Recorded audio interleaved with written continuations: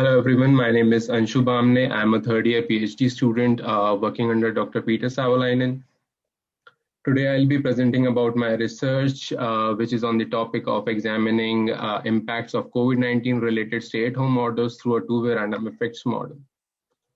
This is the general overview of my presentation, and I'll walk you through from introduction to the conclusions.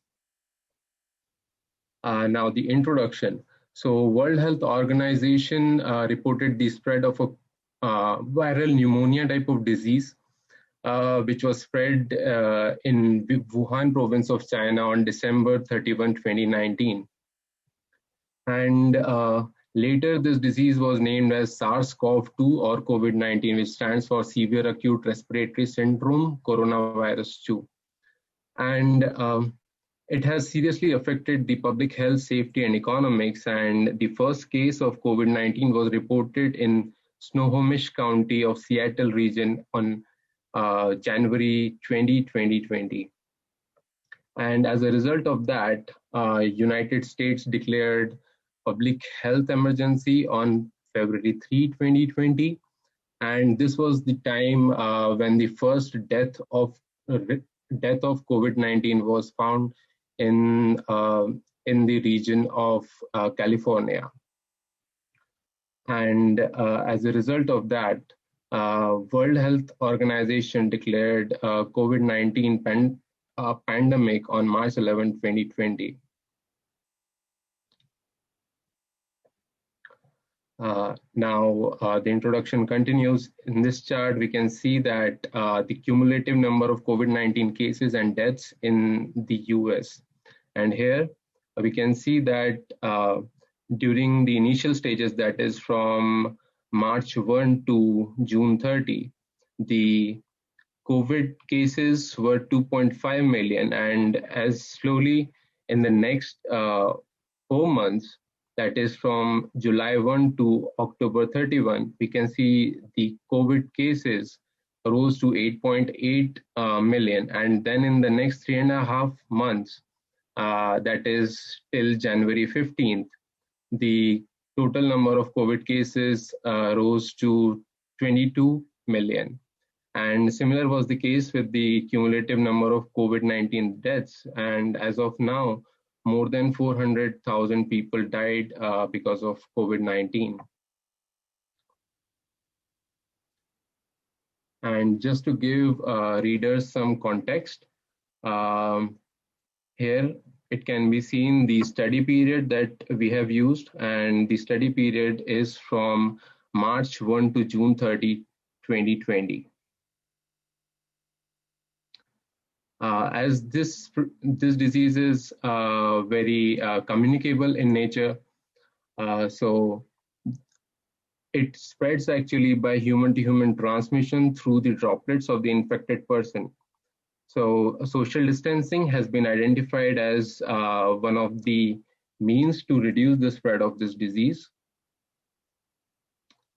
And as a result of that, many state and local governments have introduced the stay-at-home order or travel restrictions to prevent the spread of COVID-19 in their area of jurisdiction.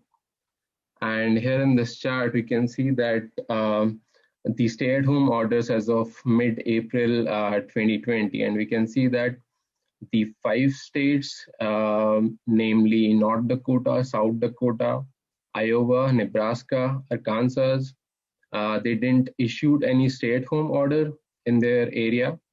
And there are 3 states like Utah, Wyoming, and Oklahoma.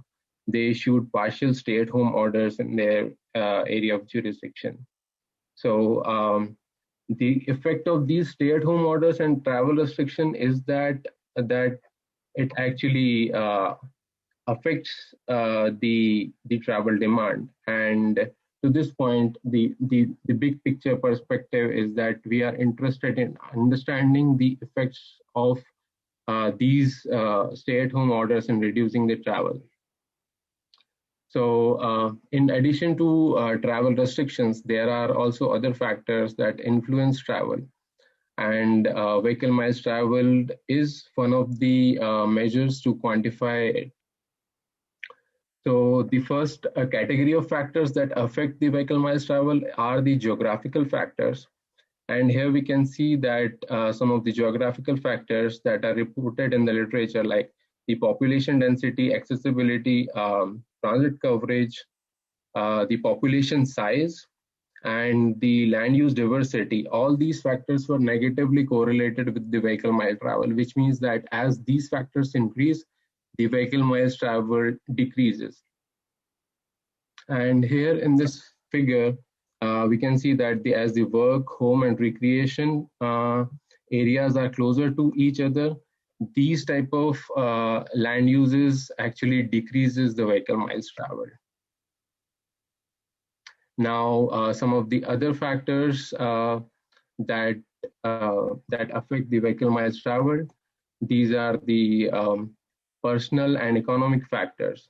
So it was also found that the males, that is the higher number of males, the higher education, the people that have higher education, and the areas that have higher educated people, higher income levels, and the households that have more workers, and the lower unemployment rate, all these factors were positively correlated with vehicle miles traveled, which means that the more of these variables are there, the VMT will be more.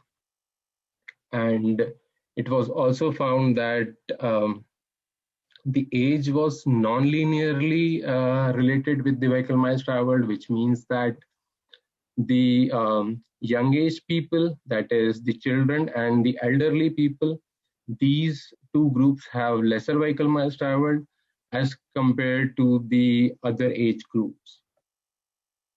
Now let us have a look at the studies that have explored the relationship between COVID-19 and travel. So here are some studies. So the first study that has that was conducted in the US utilized the data from the University of Maryland maintained impact analysis platform that has the duration of 92 days and collected the data from 6 Jan to April 9th. And the key findings of this study is that the percentage of people staying home increased. That may be attributed because of the stay-at-home orders were issued. And this study also find that the average trip distance, the number of trips per person miles traveled, such variables have shown decrement. But the biggest caveat of this study is that they didn't accounted for the opening and closing of businesses, the essential and non-essential businesses, basically. And after May 1, many states actually loosened their stay-at-home policies or travel restrictions. So this study is not actually capturing the effect of that. So after the stay-at-home orders were not in place, or the travel restrictions were reduced, what was the effect? These studies are not able to tell that. Now, the second study, that is again a US-based study that utilized the data from Streetlight, Citymapper, CubeIQ. So all these three sources actually show the travel-related data and the county health ranking system. They utilize the data from all these sources, these four sources, and they have the total study duration of March 1 to May 5, that is 68 days. And the findings of this study is that the stay-at-home orders were capable in reducing the travel just after they're implemented. But again, the caveat of this study is that they didn't included random effects due to time. First, and the second is that after May 1, again, many states loosened their travel restriction policies, and this study is not able to capture that also. Now, some other studies related to COVID-19. So again, a US-based study that utilized the data from MIT Election Data Science Lab and some news articles and Unacast. So Unacast also shows the daily county level VMT. And the study period was just 30 days, that is from February 24 to March 25, 2020. And the key findings of this study is that the counties that have higher elderly population, the lower share of Republican voters and higher population density, such counties have shown a decrease in the travel. But again, the study period of this study is just 30 days, and they did not include any random effects due to time. They just considered county as a panel. Now, the other study, that is the UK-based study, they actually used the publicly available data sets, and for travel-related variables, they used Apple Maps. So the study period is January 24 to June 19, 2020, and they found that the reduction in human mobility was negatively related with COVID-19. So that actually supports the stay-at-home orders. But this is not actually a very big caveat, but the thing is that they only used Apple Maps data. And the problem with the Apple Maps data is that it uses the data based on direction requests. So for example, if the people do not use Apple Maps, it will not show us anything. Now, the next study is the Australian study. It is actually a survey-based study. They actually conducted the survey in Sydney and Melbourne, and there were only 15 days to fill up this survey, that is from March 30 to April 15th. And they actually found the number of weekly trips reduced significantly. That is, they reduced by half. But there is some caveat in this study too, that it is not the representation of whole Australia. They could have included the cities like Perth and Brisbane also. So to this point, we know the caveats of the existing studies, and in our study, we tried to address those caveats by adding more data and by including some random effects and including some other pertinent variables. So the aim of this study is to assess the effects of stay-at-home orders and travel restrictions on driver behavior. And to study the travel, we used a VMT as a measure, and it actually represents the total sum of travel undertaken by all the vehicles on a particular roadway or in a geographic location over a given period of time. And in addition to this, we also controlled for socioeconomic factors, the demographic characteristics, political leanings, rurality, and time-related variables. Just to give the viewers some context regarding VMT, here is the map of US, and the black dot in the Michigan area represents the Ingham County. And here we can see the average daily VMT of the Ingham County is 9.9 million. And the Michigan VMT, the daily VMT of Michigan is 350 million. And for the whole US, the VMT of a day is 12.3 billion. Now the data collection. So the first source of our data collection was the streetlight data. It actually provides the VMT data for 3,100 counties, and it also gives the January 2020 VMT data as the baseline condition. And we use the data from March 1 to June 30, 2020 for our study. And the counties that were fewer than that had fewer than 500 trips were removed by the streetlight only to maintain the fidelity of that of the data set. How streetlight collects data? Actually, it uses the GPS data from mobile phone, and then it uses an algorithm to aggregate the whole data at the county level. and they regularly cross-check it with a series of loop detectors uh, and that they have installed. And this is just the snapshot of how the streetlight data looks like. Here we can see that we have the state code, the county code, the state name, county name, and the date. So here the data is like one row represents one county day, and the VMT of that particular county is given, and the average January VMT of that particular county is given. And we can see as we reach at the bottom of this region, we can see a severe decrease in the VMT.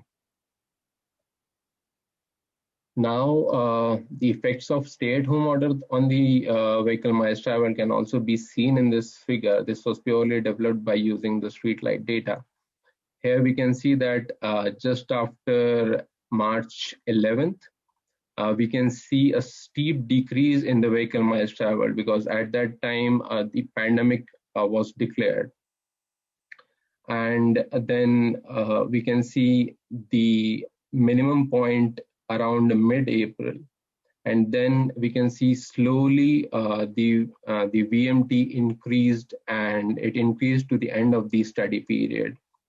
And we can also see some type of cyclic effects, the continuous crest and trough. Those actually represents the day of week. So the bottommost point in a cycle is the Sunday. The second source of our data collection was the University of Maryland maintained COVID-19 impact analysis platform. And here the data set was mainly divided into four parts: the mobility and social distancing, COVID and health, economic impact, and the vulnerable population. So the variables that are covered under mobility and social distancing are the miles per person, the work and non-work trips per person, and the percentage of people staying home or working from home. The second variable, the second category is the COVID and health related variables, and they include the new COVID cases per 1,000, the tests done per 1,000, and the ventilator needs, and all such variables. So UMD has a team of more than 20 experts that provides details of this field. Now, the economic impact related variables, it has the moving average of the unemployment rate, the percentage of people working from home, cumulative inflation rate, and other such variables. And it also provides the vulnerable population information. For example, the percentage of people older than 60, the population of a particular county or a particular state, and the hotspots per 1,000 people in a county or in a state, and the percentage of people. Basically, this information is more about the county. In totality, we got 39 variables for our analysis from COVID-19 impact analysis platform of University of Maryland. So this is just the snapshot of how the UMD data looks like. So it also represents the way like one row is for one county and one date. So here we can see all the variables like social distancing index, percentage staying home, and other variables, and all the 39 variables. So this was our second source of data.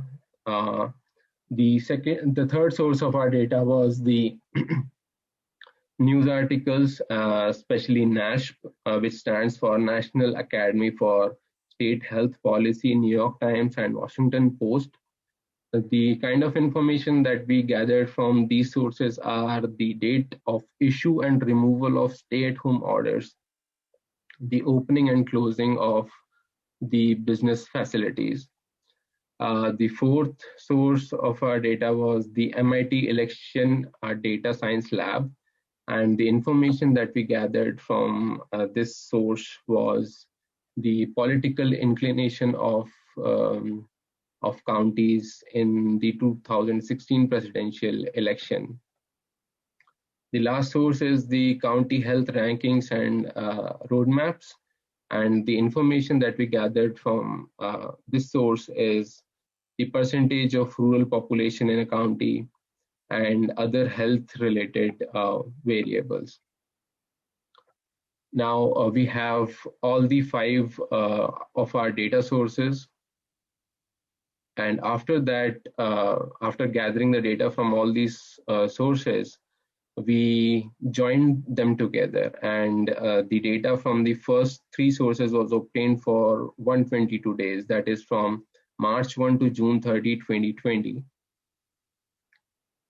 And the data was joined using RStudio by using county, state name, and date. So in totality, we had 3,010 counties across the US states and District of Columbia. The final data set that we prepared after joining all the data was having 358,000 observations, where one row represents one county day. So basically, it means that one county has been repeated 122 times.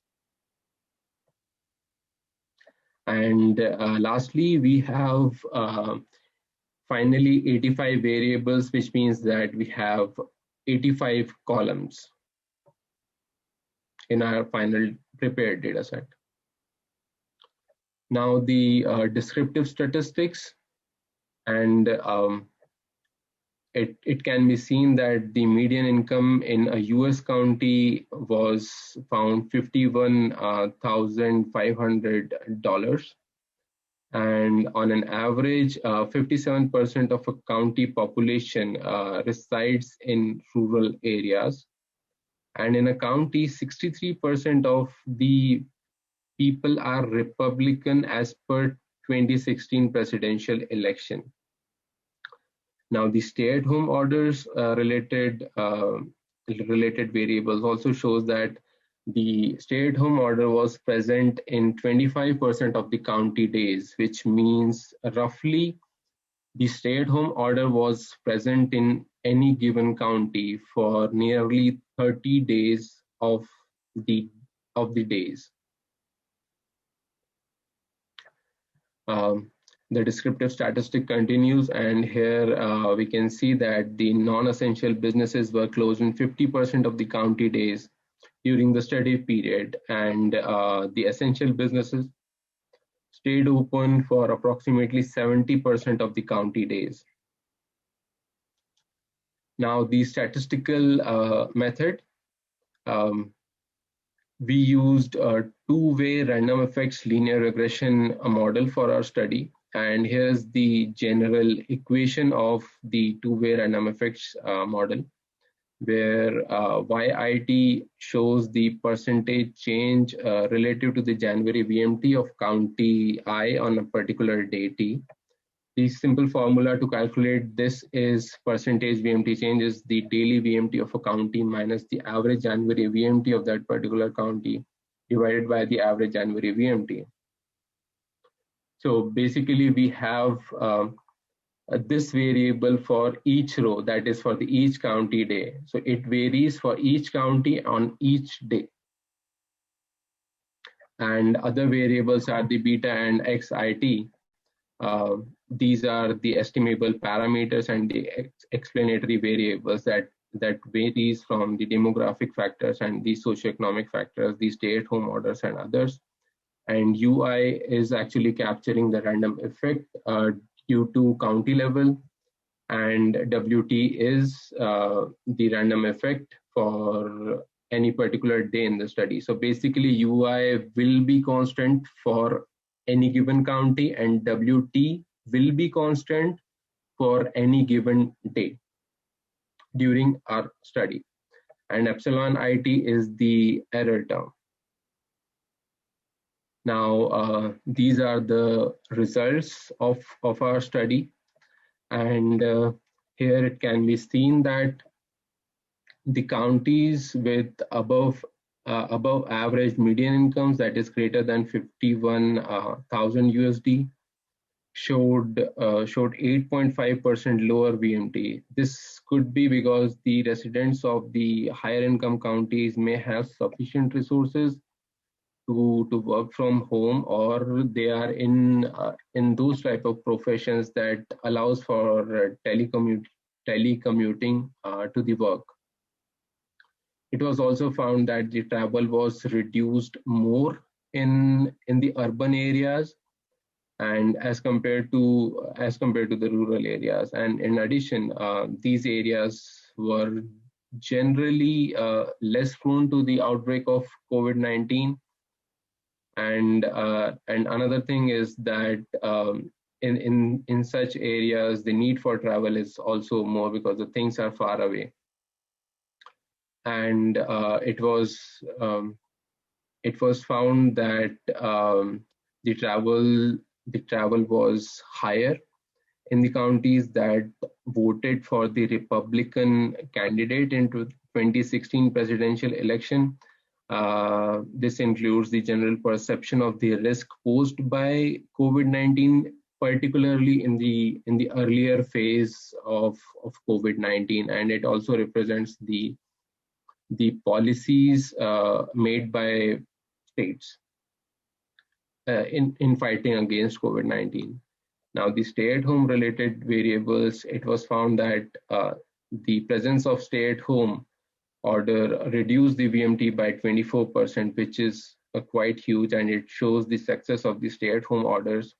And it was also found that the cumulative number of days for which the stay-at-home order was in place actually increases the VMT slowly at the rate of 0.459% per day. This shows the quarantine fatigue, and literature also supports this finding. And for the business restriction related findings, it was found that the closing of essential businesses like the retail and personal care, if it is closed, then the percentage VMT decreases by 13%, which is quite huge as compared to the non-essential businesses like restaurants, bars, entertainment, and indoor recreation. And this is just the bi-weekly VMT change across US counties across our study period. And here we can see that in the period of March 1 to March 15, there was an increase in the percentage VMT because the reason could be that at that time, people were also doing their normal household chores, and some people were also engaged in panic buying and all such type of stuff. But just after the declaration of the pandemic and issuing of stay-at-home orders, we can see the period of March 16 to March 31, where the VMT decreased drastically.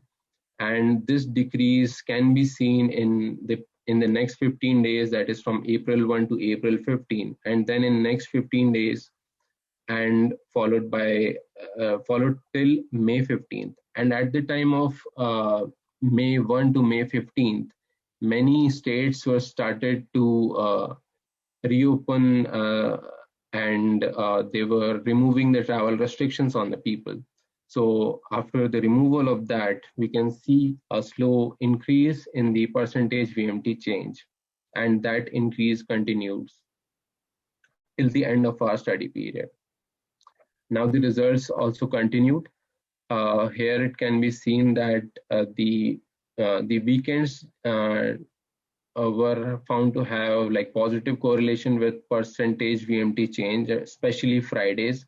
The reason could be that the people may be involved in some recreational activities. They may also go to work on that day, and they may also perform some household chores. And the US region related findings, it shows that the northeastern region especially had a lower VMT, which means that the reduction in VMT was 4%, and it is quite obvious because in this region we have seen that a higher number of COVID cases during our study period, and the COVID-19 data related findings, it can be seen there that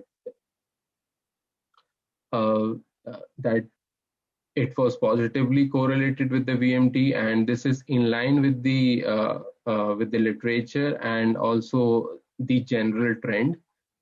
Because as the states reopened, we can see a higher number of COVID cases. And these are the results actually. This shows the percentage distribution of VMT by region and by state. And here it can be seen that in the northeastern region specifically, the reduction in VMT is quite huge. Here, one thing I want to point out is the dot represents the mean and the small vertical bar shows the standard deviations. So here it is very clear that the percentage VMT change is higher especially in the northeastern region. And these are the date-specific random effects over time. And here we can see that actually these are actually representing the changes in travel across the whole US during our study period. And it is capturing the effects that are not captured by the variables that are actually present in our model. And here we can see that this follows the general trend as that of the VMT chart that we have seen in the presentation. And the reason for this is that there are some states that did not had any travel restrictions, but people still avoided the travel because they do not wanted to get infected by COVID-19. Now, the conclusion of the study, it was found that the stay-at-home orders were successful in reducing the travel, particularly in the days just after their introduction. And over time, the effect of these orders tend to erode, and the reason could be attributed to quarantine fatigue as people may become impatient because of the longer durations of the stay-at-home orders. And it was also found that the closing of essential businesses tend to reduce the travel significantly as compared to non-essential businesses like the restaurant and indoors entertainment. And it was also found that the VMT levels were higher on the weekends. That may be attributed to the different types of trips that can be conducted during the weekends, especially Thursdays and Fridays. And it was also found that the VMT tended to be higher in the counties that had lower median income, higher rural population, and the Republican leanings.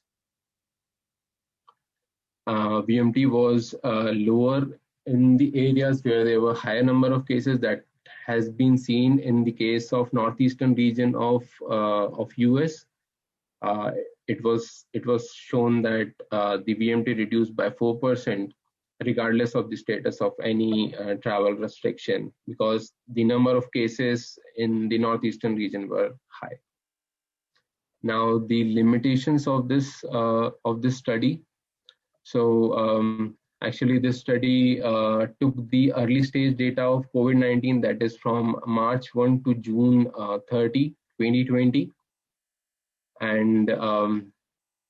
And because of this, there may be some unobserved factors because of the time lag in reporting.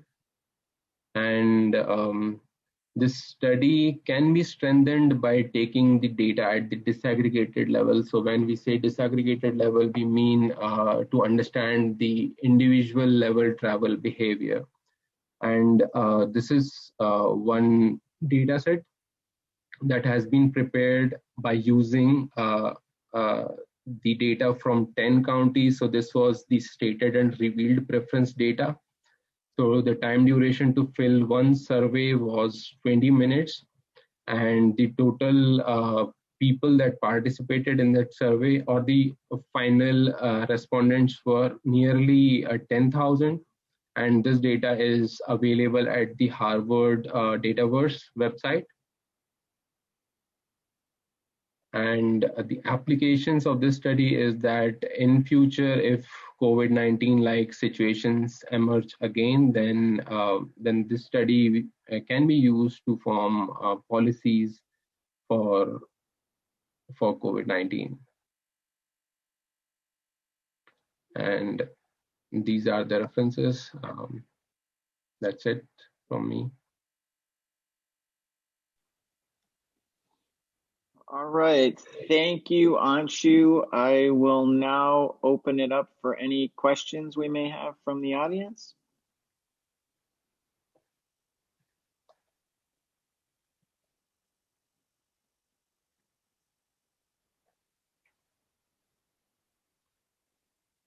Surely we'll have questions on this topic. There are some, I guess, in chat box.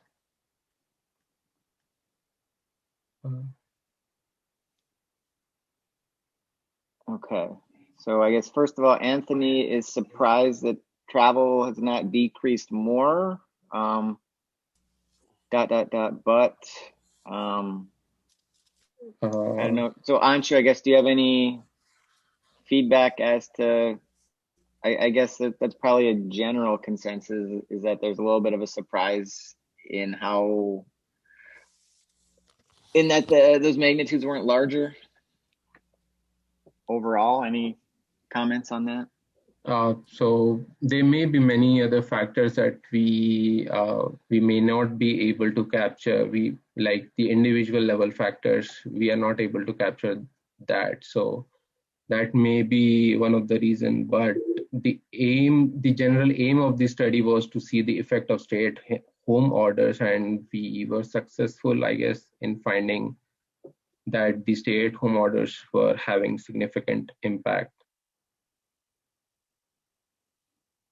Okay. HP is asking why you didn't include any travel-related variables, such as miles per person or percentage of people staying at home. These variables actually are related with the VMT. So this can cause endogeneity issues during our in modeling. Basically, they have causal relationship with one another. So that's why we cannot include it. I mean, if we want to include these variables, then we have to change our regression techniques. Probably we need to go for other regression models like PSLS, maybe. Are we able to include those as dependent variables and run separate analyses with some of those metrics? As dependent variables, we didn't try to include them as dependent variables. We tried to, I mean. So time out. That's not the question I asked. I'm asking, can we run the analyses with those as our dependent variables? Yes, we can. And okay. Yeah.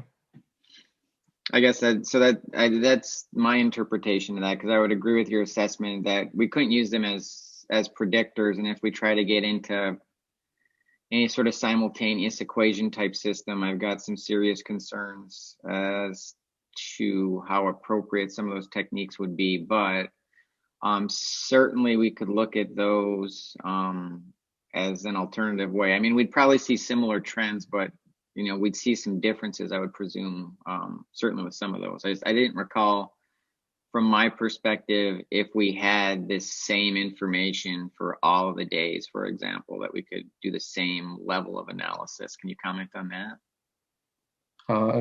Can you repeat the question again? So I guess that we have details on a daily basis as to how travel changes. Do we have these variables on a daily basis as well? Yes. we have this. Okay.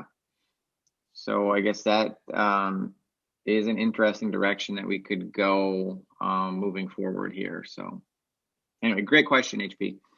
Other questions from the audience?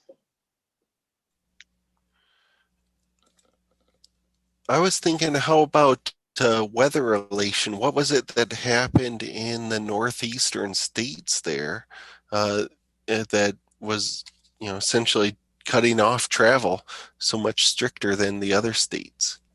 Yeah, that is a very good question to include the weather-related variables. And we also tried to include the weather-related variables in our modeling, but the thing was the inconsistency of the data. So for example, we do not have the data for every day for every county. So you know the structure of our data. So one row represents one county day. So we do not have that type of data available to us. And we tried to include that, but if we were including that, then we were losing approximately 35 to 30% of our data. And as it is a time series, so we decided not to go for this.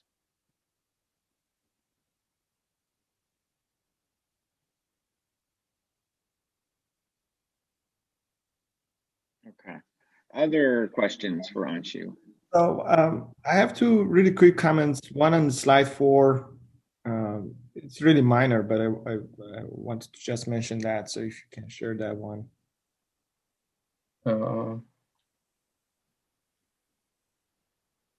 Yes, Dr. Sakai. Slide 4. Yeah. So you see, I think it's kind of obvious, but for a moment on the lower picture, I was kind of shocked a little bit why there is a jump there, but it's not a jump, actually, it's the label. So you need to move the labels a little bit on the right. It's on the figure, and it was tricking me that there is a jump, and I was saying why there should be a jump like that. It wasn't a jump, it was just a label. So just move that a little bit. You see what I'm saying? Yeah, and then also on the slide 24,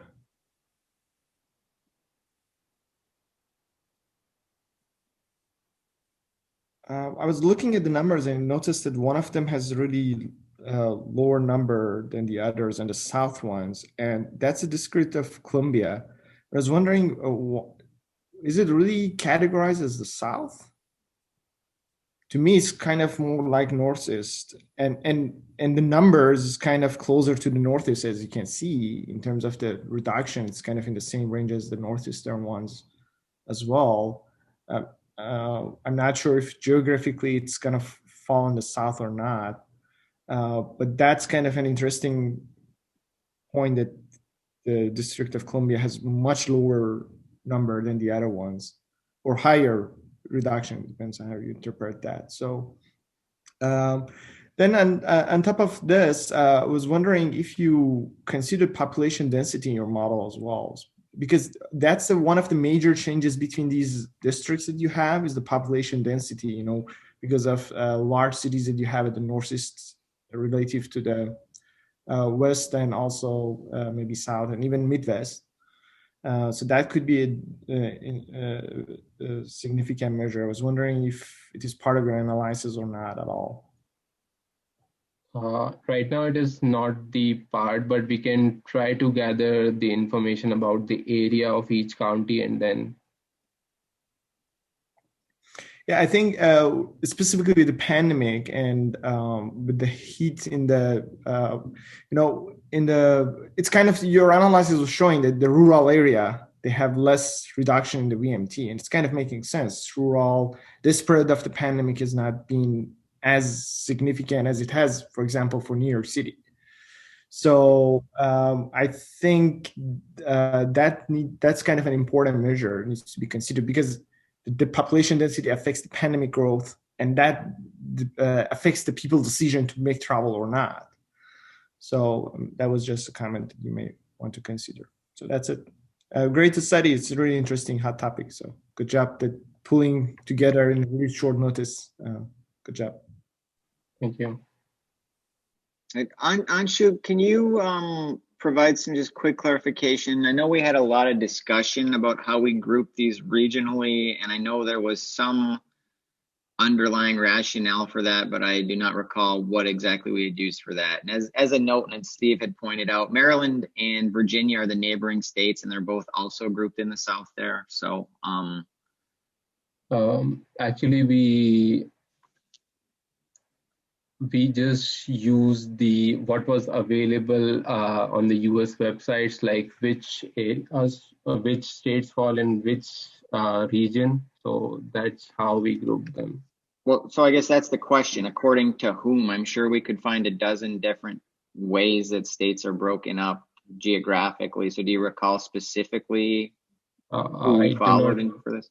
No, I do not recall specifically that. Yeah, but for the question of District of Columbia, they introduced stay-at-home orders quite early, so that's why we can see the reduction in VMT. Okay, Falarin is wondering whether these analyses can be used in a predictive nature for a future pandemic, and then parenthetically, hopefully there is not another one soon.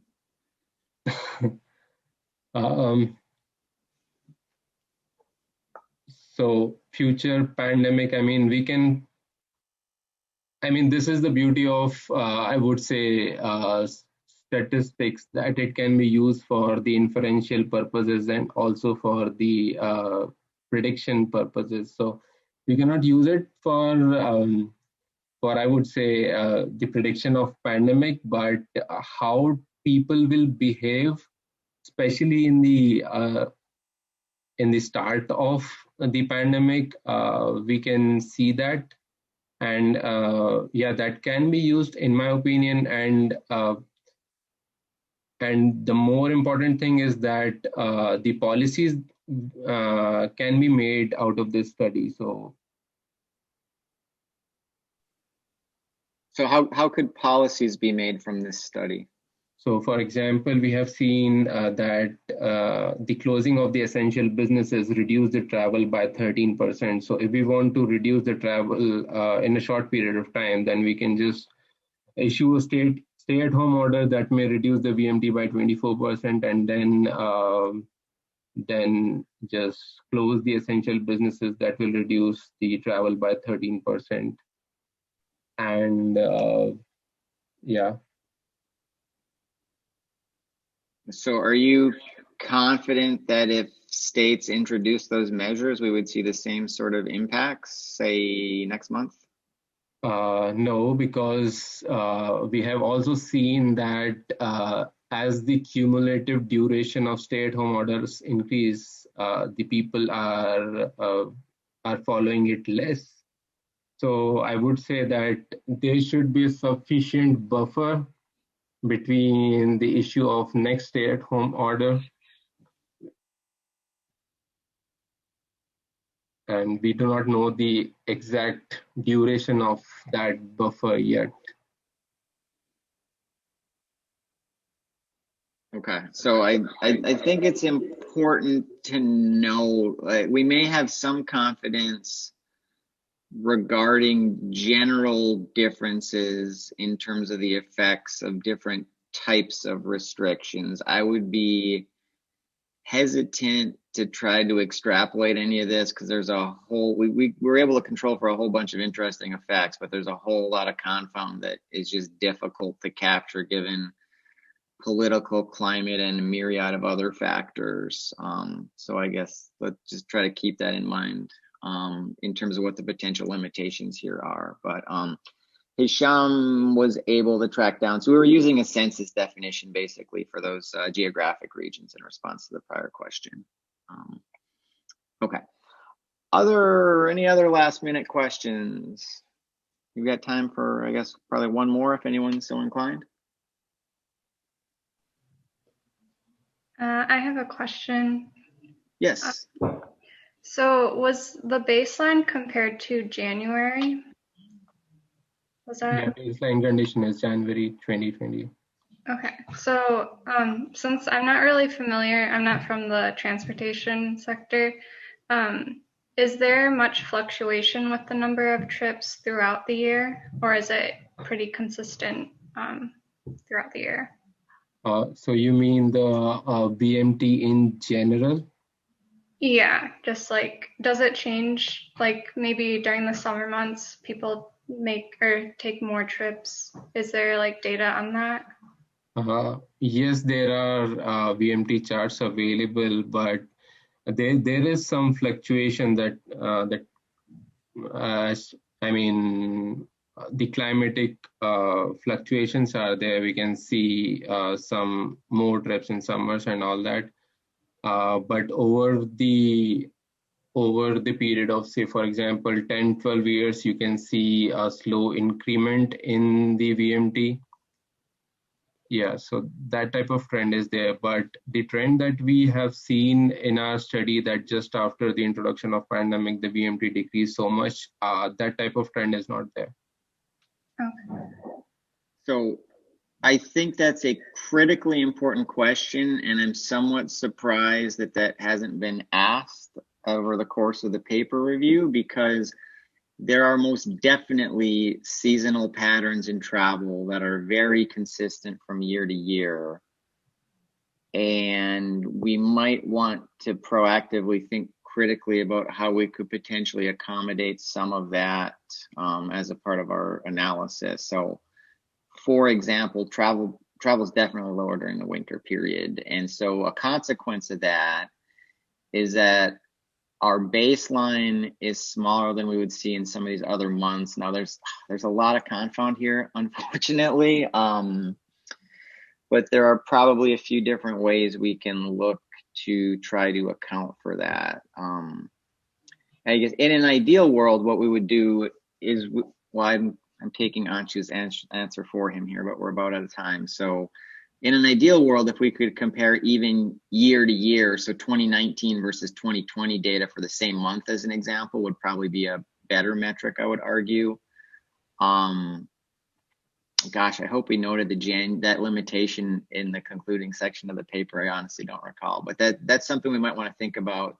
So we could potentially look at some of those seasonal factors. Now, with that being said, those seasonal factors would also vary from state to state and county to county, and so we're really getting into a rabbit's hole here. So thanks, Emily. But very good question though, and I guess if anybody has suggestions, we'd be happy to talk about that offline in the sake of time here. But thanks, Anshu, for the presentation. Great job. Thanks everyone for your questions.